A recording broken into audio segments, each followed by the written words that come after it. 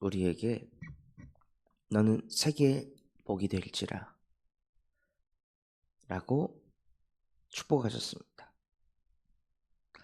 이것은 우리의 믿음과 우리의 수준과 능력과 상관없이 하나님께서 주시는 복입니다.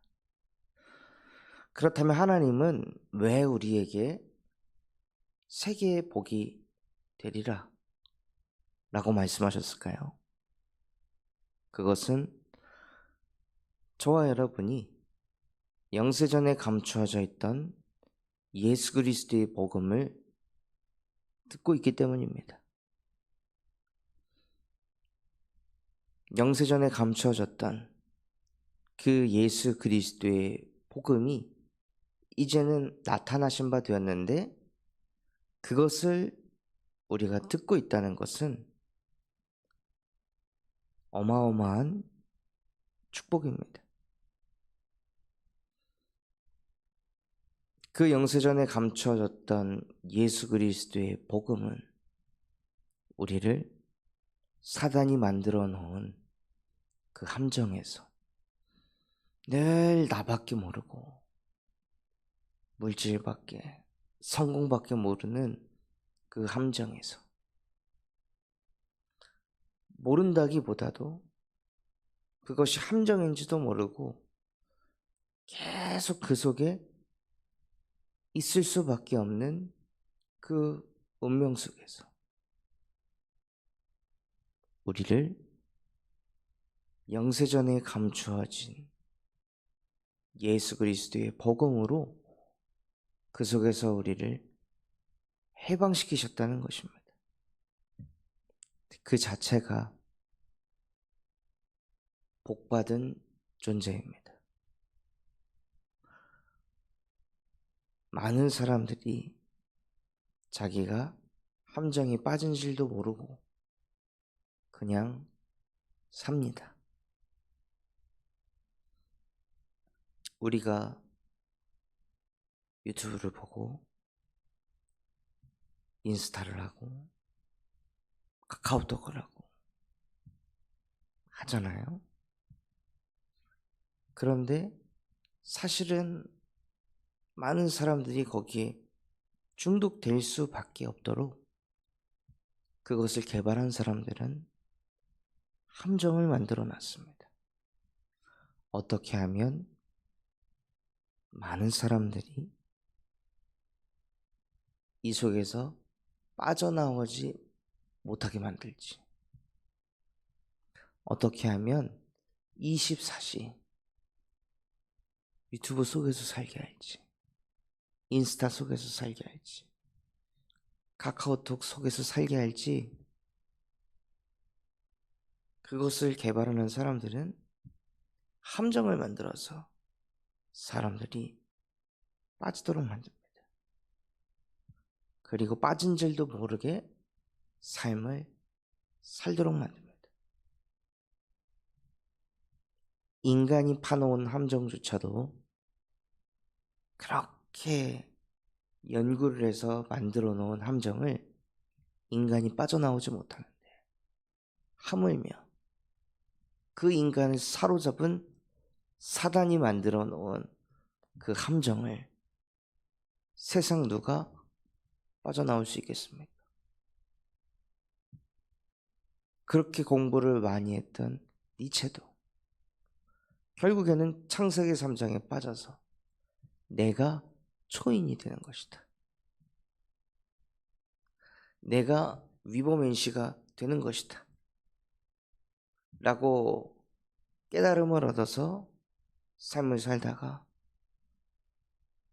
그렇게 대단한 내가 나의 정신을, 마음을 지키지 못해서 무너져 버렸습니다.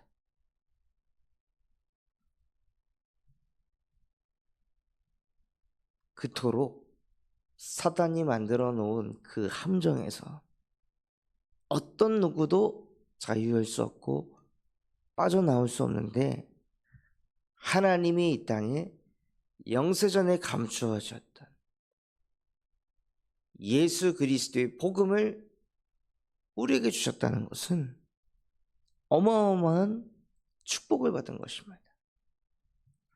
다른 그 어떤 것으로도 회복받을 수 없습니다. 사단 또한도 영세전에 존재했던 사단이기 때문에 우리에게 누가 필요하냐? 영세전에 그리스도가 필요합니다. 영세전 그리스도의 이름 아니고서는 그 사단의 함정에서 아무도 빠져나올 수 없습니다.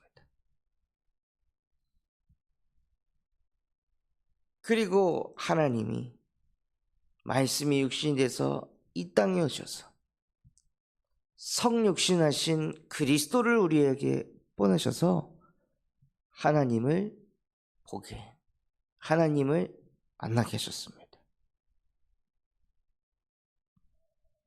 그것이 복입니다. 다른 것이 복이 아니라 예수 그리스도를 통해 하나님을 만난다는 것, 그게 복입니다. 근데 우리가 언제 예수 그리스도를 찾습니까? 사단이 만들어 놓은 그 함정에 빠져서 나밖에 모르고 또 물질을 위해, 성공을 위해 미친 듯이 달려가다가 그것을 위해 종교도 가져보고 그것을 위해 점술도, 역술도, 무술도, 그러다가 하나님이 믿어지지 않는 영적 문제 속에서 사단에게 사로잡히는 그 영적 문제 속에서 하나님이 아닌 다른 것을 자꾸 믿고 의지하는 우상을 숭배하다가 나도 모르게 정신에 무너지고 육신에 질병이 찾아오게 되고 아무리 발버둥을 쳐도 안 되는 문제를 만나고 불가항력적인 그 한계를 만나 좌절하고 쓰러질 수밖에 없는 인생, 그 흐름이 우리 후대에게 그대로 가는 것을 볼 수밖에 없는 그 인생, 그래서 사는 것 자체가 지옥 같은 인생, 그 인생에서 무너져 내려갈 때 성육신하신 예수 그리스도께서 우리를 찾아오셔서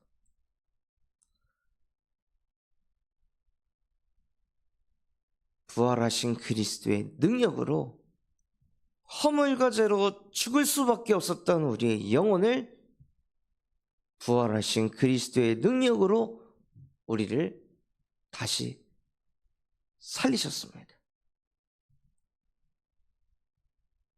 즉 우리가 인생의 큰 문제라고 생각했던 것이, 큰 어려움이라고 생각했던 것이 오히려 우리에게 복이 되었습니다.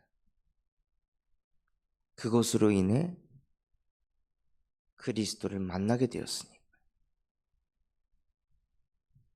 그 문제 아니었더라면, 그 아픔이 아니었더라면, 그 어려움이 아니었더라면 하나님 앞에 무릎 꿇고 마음을 열고 예수 그리스도께서 영세전부터, 창세전부터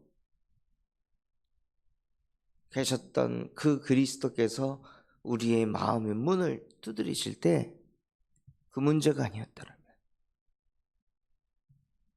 그 아픔이 아니었더라면 우리는 마음의 문을 열지 않았을 것입니다. 그래서 그 문제가 복입니다.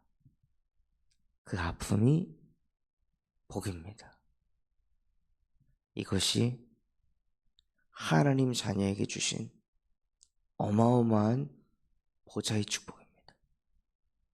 불신자는 그 문제가 내 인생을 망가뜨렸다고 생각하는데, 하나님의 자녀는 그 문제 덕분에 내가 그리스도를 만났구나, 그 아픔 덕분에 내가 그리스도를 만났구나. 감사하다. 하나님이 나에게 복을 주셨구나. 감사하다. 이게 정말 우리에게 깨달아지고 누려진다면요, 그 사람은 세상이 막을 수 없는 자가 될 것입니다. 세상에 어떤 환난이 와도 복이다. 어떤 문제가 다가와도 복이다. 이것을 통해 나는 그리스도를 깨닫게 될 것이다. 이것을 통해 영세전에 감추어진 그리스도를 만나고 성육신하신 그리스도를 만나고 부활하신 그리스도를 만나고 심판자 되신 그리스도를 만나고 재림주가 되실 그리스도를 만나게 될 것이다. 어떤 것도 문제되지 않는다. 어떤 것도 문제 삼지 않는다. 예수는 그리스도이시다. 이 그리스도의 복음을 누리는 사람에게 무엇이 문제가 될 수 있겠습니까? 그래서 시편에 주의 계명을 사랑하는 자에게는 큰 평안이 있으리니 그들에게 장애물이 없으리로다. 그 계명 중에 계명이 무엇입니까? 예수가 그리스도라는 것입니다. 그것을 사랑하는 자, 예수 그리스도의 복음을 사랑하는 자에게는 큰 평안이 있으리니 그들에게 장애물이 없으리로다. 예수 그리스도에게는 장애물이 없었습니다. 하나님에게도 아수르이든 애굽이든 불신앙했던 이스라엘이든 장애물이 되지 않았습니다. 그 어떤 것도 하나님이 품지 못할 현장이 없었습니다. 하나님이 만든 세상, 하나님이 품지 못하면 누가 품을 수 있겠습니까? 하나님은 모든 것을 품으실 수 있는 전능하신 하나님이십니다. 그것을 예수 그리스도께서 십자가 사건으로 증명한 것입니다. 전 세계의 모든 영혼을, 전 인류의 모든 영혼을, 아직 태어나지 않았지만 영세전에 창세전에 태어나기로 작정된 그 모든 영혼들까지 그들을 위해 십자가에 자기 자신을 대속물로 버리신 그 예수 그리스도의 보혈의 피는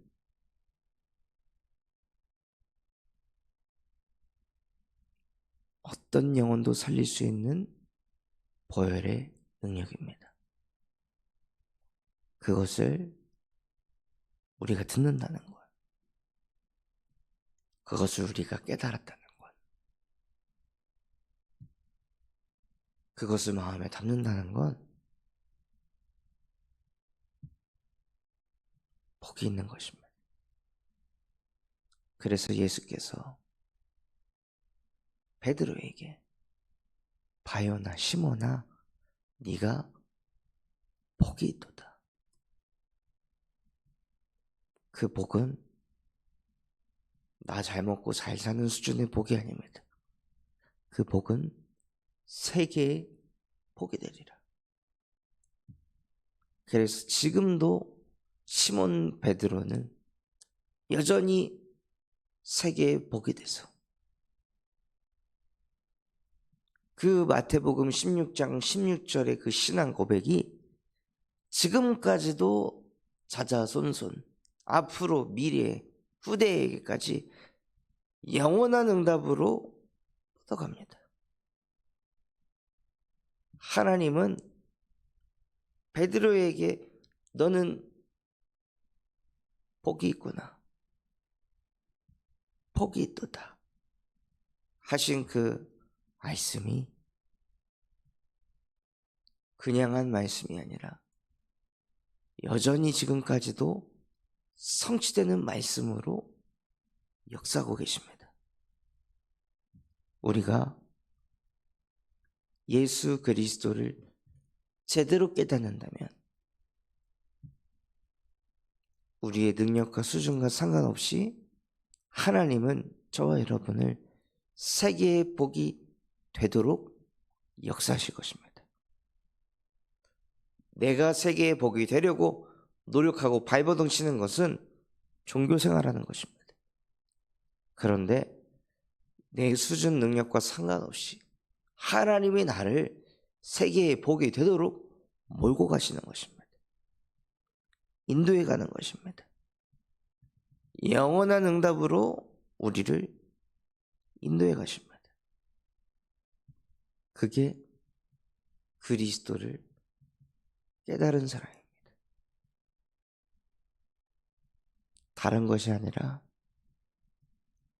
예수 그리스도를 깨닫는 것만으로도 하나님께서 그 복을 주십니다.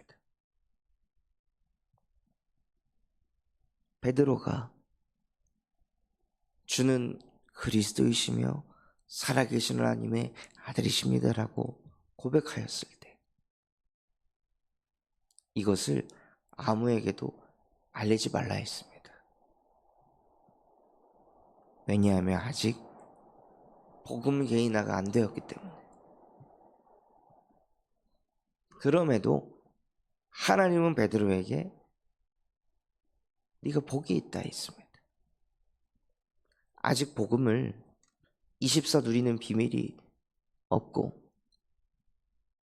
아직 복음이 모든 곳에 복음화가 되지 않은 상태였으나 하나님은 예수님은 베드로에게 복이 있다 했습니다. 예수가 그리스도인 것만 깨달아도 오늘 저와 여러분에게 내가 듣고 있는 예수 그리스도 어떤 분이시지? 나를 그 흑암의 운명에서 건져내신 그리스도다. 영세전에 감추어진 그리스도다. 성육신하신 그리스도다. 부활하신 그리스도다. 심판주로 오신 그리스도다. 재림주로 오실 그리스도다. 이 5가지 그리스도를 깨닫기만 해도 저와 여러분을 하나님께서 세계의 복이 될 존재로 사용하실 줄 믿습니다. 그래서 정말 우리의 응답은 무엇이냐? 예수가 그리스도 되는 것입니다. 그 그리스도 이름 앞에 흑암이 무너지고 그 예수 그리스도 이름 앞에 나도 모르게 자꾸 치고 들어오는 인본주의가 무너지고 염려 걱정이 무너지고 불신앙이 무너지고 나도 모르게 믿음이 자라납니다.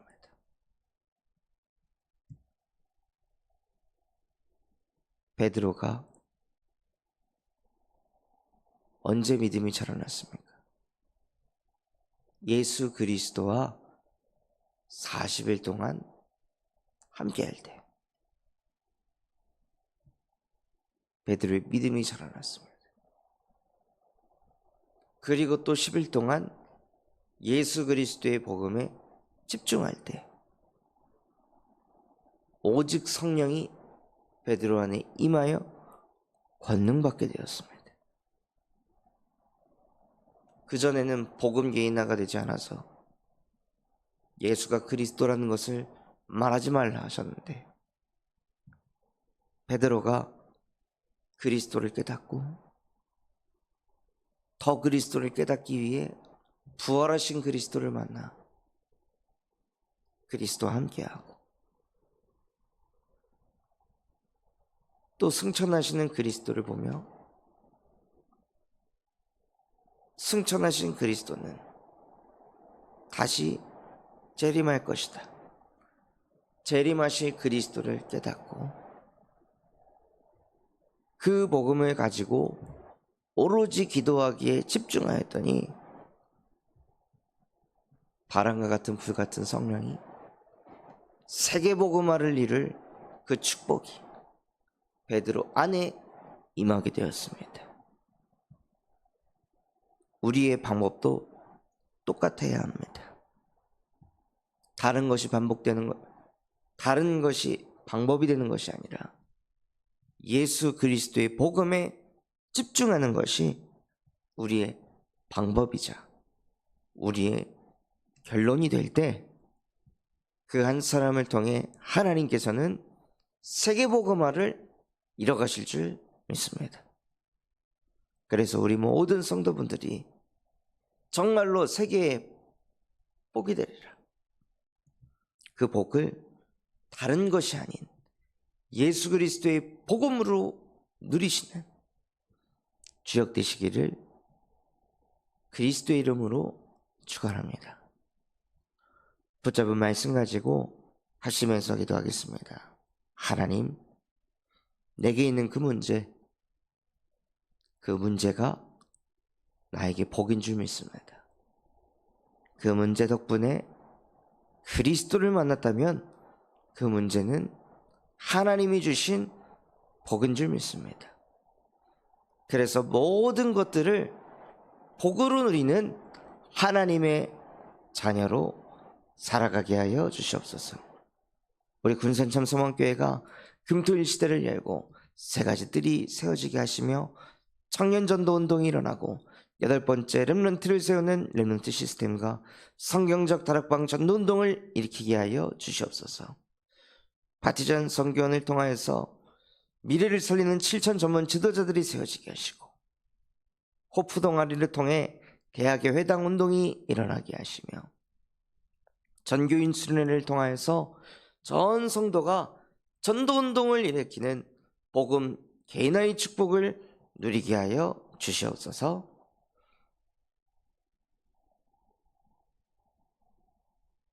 또한 오늘 특별히 수술을 받는 사무엘 목사님에게 하나님의 은혜가 임하고 면접을 보는 홍제에게도 참 평안이 임하게 하여 주시옵소서. 그런 마음과 중심을 담고 합심해서 기도하겠습니다.